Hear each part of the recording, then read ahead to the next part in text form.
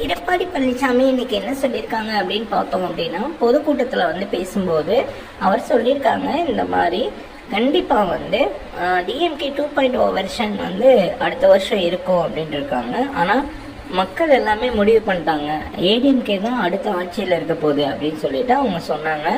இது கண்டிப்பாக பிஜேபியோட கூட்டணி சேர்ந்தது வந்து அதே மாதிரி தான். அது பார்த்தீங்க அப்படின்னா இது சட்டமன்ற தேர்தல், நாடாளுமன்ற தேர்தல் இல்லை அப்படின்னு சொல்லியிருக்காங்க. கண்டிப்பாக வந்து இது இல்லாமல் நிறைய விஷயங்கள் சொல்லியிருக்காங்க.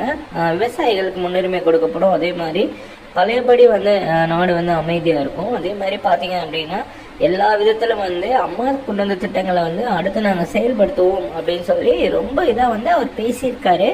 நன்றி வணக்கம். நம்ம நன்றி வணக்கம் நண்பர்களே.